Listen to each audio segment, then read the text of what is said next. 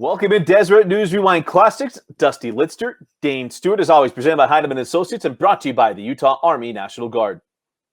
That's right, Dusty. And for those of you who are trying to figure out what that next step in life is going to be, don't quite know how you're going to pay for it or what you're interested in, check out the Utah Army National Guard. Up to $20,000 in educational assistance available from the Utah Army National Guard, but also over 150 different career path options available. So all sorts of different experience you can gain. To learn more, visit nationalguard.com. That's right. And not only that, our friends at Heinemann Associates, we mentioned before, if you're a frontline worker here during the COVID experience that we're all going through, the pandemic, give them a call. A free will is what they're going to give you. They're going to set you up, take care of you and your family, make sure everything's lined out for you. Is anything we've learned in this great year of 2020 is that we don't know what's going to happen. For those of us who are not people on the front lines here during COVID, the great thing about Heinemann Associates and their will plans is it's a flat rate. You're not paying an hourly rate. So when you call your lawyer, you get questions or something's wrong and you need to get something added to it, they're not going to charge you an hour for 5 minutes. It's a flat rate right from the beginning, and it's something my family and I are going to be taking advantage of as well. Well, let's get into this. Fireworks at Roy, our very first Deseret News Rewind Classic.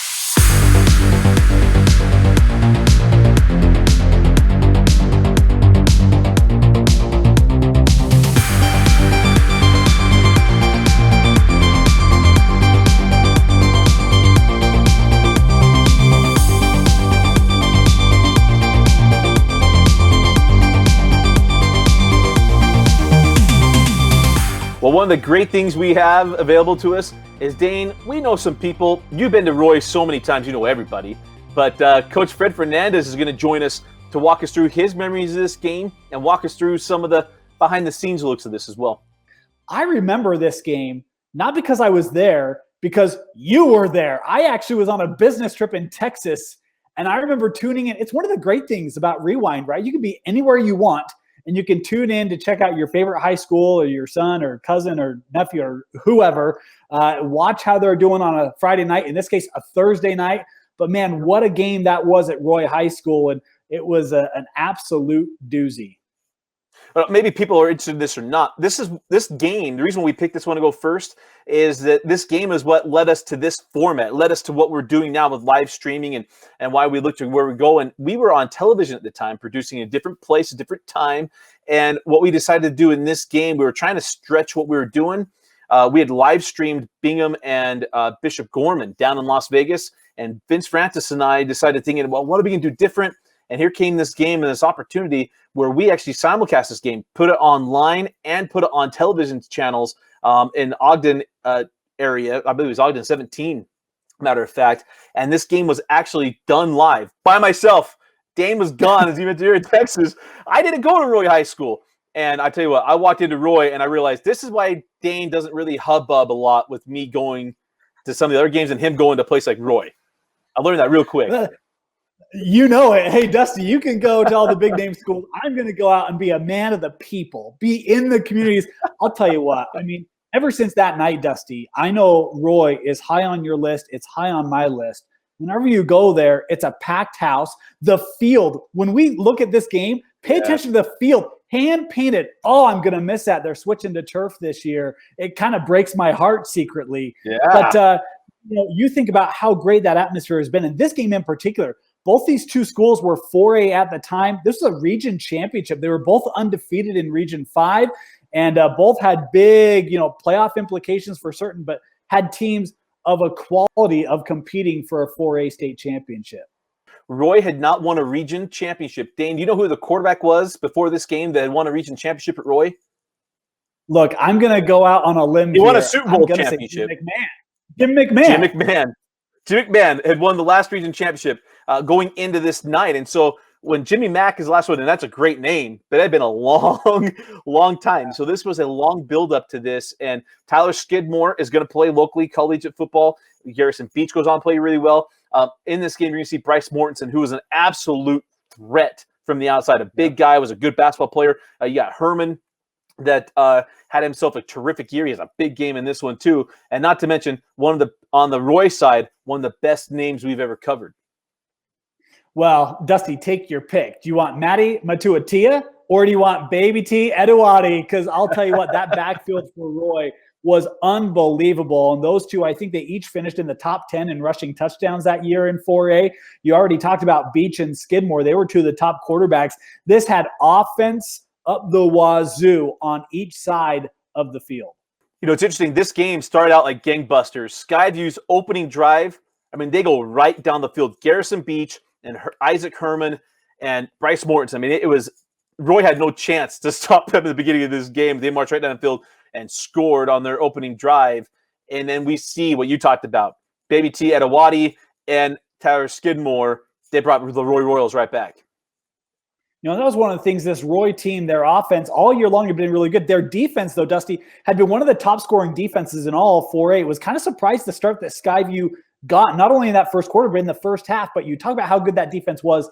How about 2 forced field goal stops by that Roy defense to limit the damage to just being a one-possession game at halftime at 13-7. And that was the only points in the second quarter, the 2 field goals.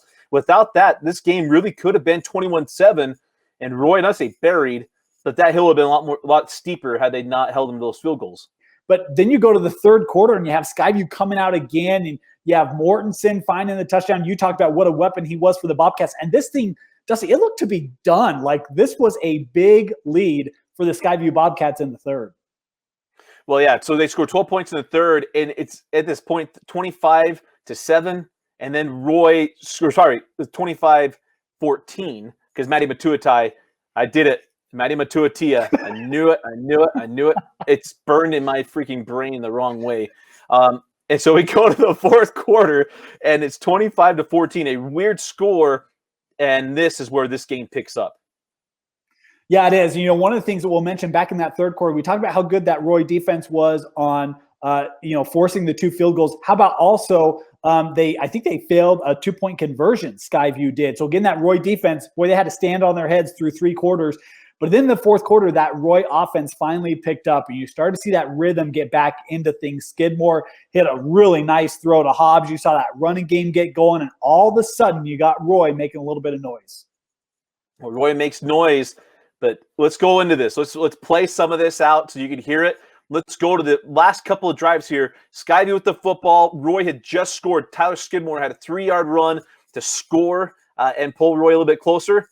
Skyview had an answer. Out of a running position now. Going to throw. Beats to throw. Fires. Got Mortensen. Makes the grab at the 50. And Mortensen has one man to beat to the 10. 5. Touchdown. Touchdown Skyview. There are no flags on the play, and just like that, it's a 75-yard touchdown pass. There is a flag at the 47, however. That is a late flag, probably a sideline penalty, but as it stands, it is a 75-yard touchdown pass. Coach, let's fast forward to the fourth quarter. We all like to talk about it.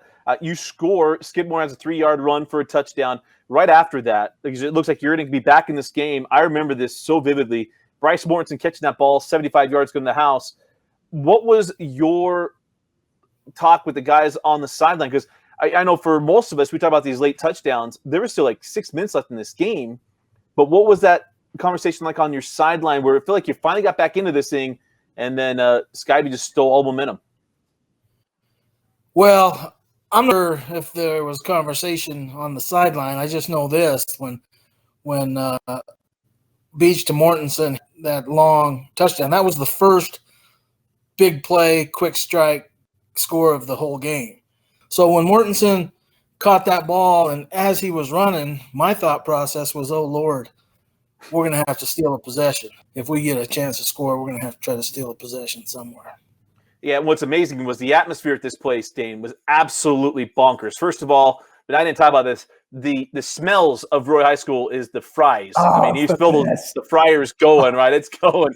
But what happened is both end zones started filling out too, because the near side where we're standing above the Roy fans was absolutely packed. Skyview traveled extremely well for this one, but it was loud inside that bowl where that stadium actually sits.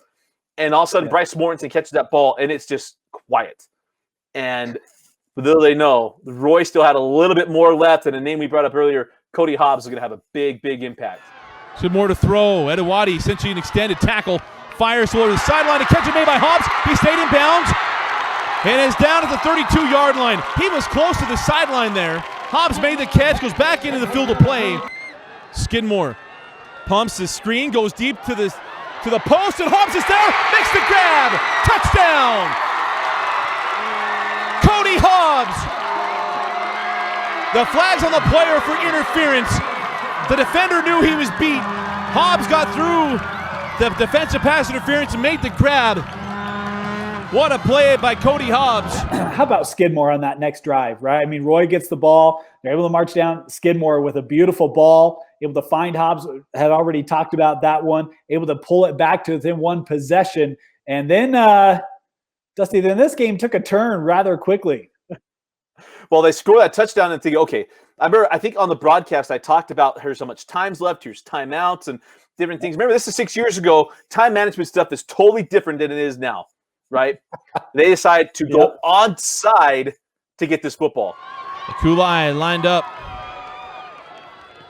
And he does go onside kick. And it's taken by Sky View. The ball's loose. The Sky View up man came up to take the ball on the line hop. And they're trying to clear it out. And it's reporting Roy football. Roy football. And the amazing thing, I had forgotten this Skyview had that. I mean, initially it looked like a clean recovery, and Roy able to somehow dig it out of the scrum, and it is Royal football. Well, let's step on this one. Let's let the play run. Look, I know I get the name wrong. We'll fix that here in a second. 6:44 remaining in the fourth quarter. Brown in motion. Skidmore, play action. Throws to Brown. It's double pass. Going back down the sideline. Matuatai adjusts. Makes a grab at the 10. Sends the tackle on the 5. Touchdown! Touchdown, Roy! Matty Matuatai on the double pass. And Matty Matuatai makes a terrific adjustment on the ball at the 10. Makes the grab and gets in the end zone. And just like that, with 6:35 remaining in the fourth, the Royals with their first lead, 35-32. Look, when you got guys with hair flowing out, I almost call him Troy Polamalu all bloody night. The fact that I called him, it was Tyler Edawati who caught that ball at the sideline, not Matty Matuatia, not Matuatai. Matty, don't call me Matuatia, but it was actually Tyler Edawati who caught that ball at the sideline. Well, I know we had that play in the game plan going in, and if we had to use it, it was one of three or four what we call gimmicks or trick plays. And in the touchdown drive prior to that, we ended up using one where we got sacked on a first down to start the drive, and now all of a sudden it was 2nd and 17 or 18, and we ran a little trick play, screen, reverse, throw back to the quarterback, flip it back out.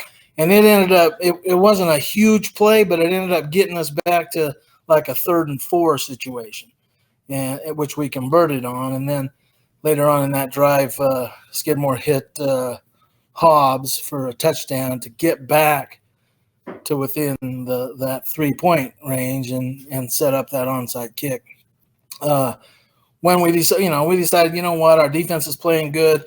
Even if we give them the ball around midfield, so be it. They'll have to play good.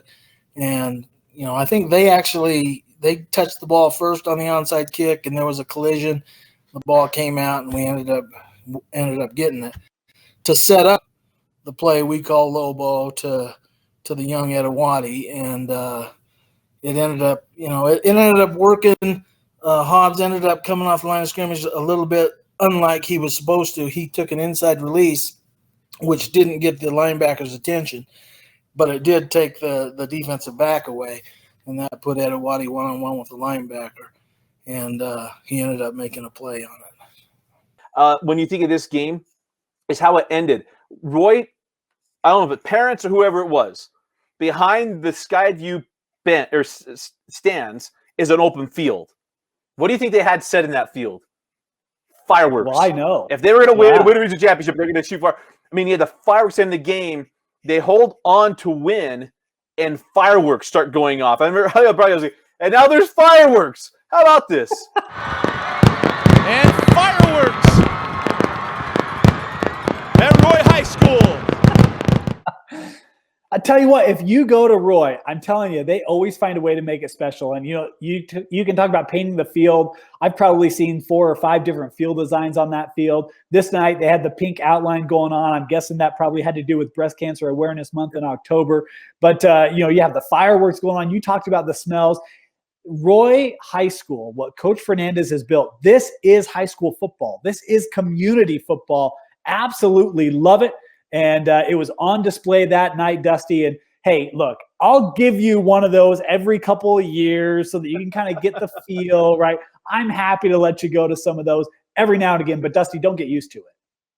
I haven't gotten used to it. So many times go back to Roy to do a game there. Now, let's talk about where both these teams went, because Roy wins this game 36-32, an absolute classic, a stunner. They win the region championship. Sky View, Dane, had 3 losses on the year. 2 of them were to the same team.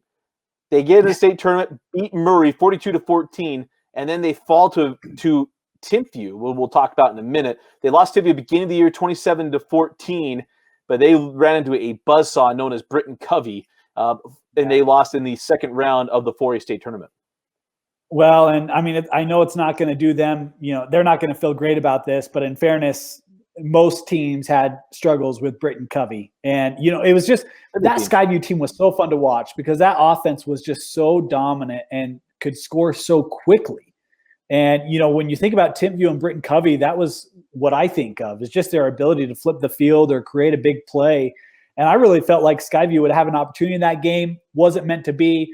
Timpview would find themselves in a state championship game in maybe one of the more packed Rice-Eccles Stadium environments, Dusty, that I recall being in. Well, yeah, and we'll get to that. Here's Roy's run. They get to the state tournament. They rout Orem 55-14. They beat Salem Hills and Port Augustine 28-12. They beat Corner Canyon. Remember, this was the amazing Twitter. This is when Twitter was starting to hit and all this. Remember, Roy fans had put the picture of both schools out there of Corner Canyon High School, which is the best exterior in the state of Utah. Sorry to anybody else. That's just how it goes. And Roy, which is a little different, a little older, a little more scaled down. And they said, hey, you might have the better school, but we're going to beat you in football. Corner Canyon lost their quarterback. They were down the running back. Roy just blanked them 39-0 to set up their run to the state tournament or state championship game against Timpview. And I called that game too. Packed their whole side of Rice-Eccles Stadium. There's still everyone. It's press guys. We all talk about it. We still can't believe that crowd that night. It was one of those where we don't cheer for teams. Whether you might not believe us, we really don't. But I remember being there and being like, "Oh my gosh, man, that turnout for Roy. I hope they win." Like what the whole town was there. It was awesome to see and love the support. You talk about how great it is at Roy. It was great to see that come all the way down to Salt Lake City and support this team in the semi-championship and in the championship game. Man, what a turnout from the Roy faithful. Absolutely, and it was unreal. It was a tough night. They had a lead early, and then, like it always did, Britton Covey happened, and things changed. But you always go back to this night, the night against Skyview, winning region championship, coming from behind, big plays, Skidmore coming up huge, and the Roy Royals really had righted the ship. At this point, Fred Fernandes put a stamp on that whole thing and said, look, Roy's here to be reckoned with for years to come, and they still are 6 years later. We've talked about how important this game was in our perspective for Roy High School. How big was it actually for your football program? Well, it was huge for us because we hadn't won or been around a region championship type game for quite a while. When I first came to Roy High, we had a ways to go to become competitive, and it was especially up front with the offensive and defensive lines. And I remember that first year in 2011. I'm not sure we had a guy that could bench press 100 pounds at the time. And so, yeah, there was a long way coming. And then fast forward into 2014, we had one heck of a football team, and a lot of those guys were freshmen that first year. And now all of a sudden we're 8-0 and we're playing for a region championship in our own home. It was a big game for us. When we first got there, the kids were really hungry, and really they bought in from day one, and we started out with 6 a.m. workouts and stuff to see how many guys, how important it was, and there was a lot of guys showing up, and so I think the hunger was there, and we kind of just put together a plan. A lot of those guys, like I said, were involved for all of those first 4 years, and 2014 was the fourth year of that group. So by the time those guys became seniors, we were ready to go. How big was this season? I mean, obviously what it ended up being, but what it means to this Roy program today, not even in that year, but how much does that team mean to your Roy program in 2020? A ton, because that was the group that kind of set that first foundation of or expectations, if you will, of Roy High football. So yeah, it was big, and it still is big today. I heard you guys commentate on there that it's kind of an event when you come to Roy High, and Mike Pusey, our athletic director, has kind of built that type of atmosphere with his field paintings, and then the fireworks show afterwards. And who knows? If we lose that game, we probably just save the fireworks for another time or something. But he has a lot to do with the success of Roy High School and the atmosphere that's created. And that 2014 team, again, a lot of those guys come back. A lot of them are still in the weight room. A lot of them are in college football after missions and stuff. So, that was it. It's big, and it will continue to be big because they've kind of set the future. Awesome, Coach. We appreciate your time. Okay, hey, you guys do a fantastic job, and know you're welcome at Roy High anytime. We'd love to see you guys. Appreciate that. Thank you, Coach. Thanks, Coach. Okay, thank you. Coach, heck of a job, and can't wait to get up there to catch the next line of Roy Royals on the gridiron. Well, it's another generation of them, but it all started with this game. Other games you think we should hit us up on Twitter at DNewsRewind, at Dane_Stewart, at Dusty Litster. We also got our interviews coming out as well. We got some great profiles that are going to be coming for your viewing pleasure here in the coming days. But let us know what content you would like to see. We've got a lot of games. Hit us up with them. If we've got them, we will do the exact same thing as well. For Vince Francis and Dane Stewart, I'm Dusty Litster. Thanks for joining us and watching Deseret News Rewind Classics, presented by Heidemann Associates, brought to you by the Utah Army National Guard.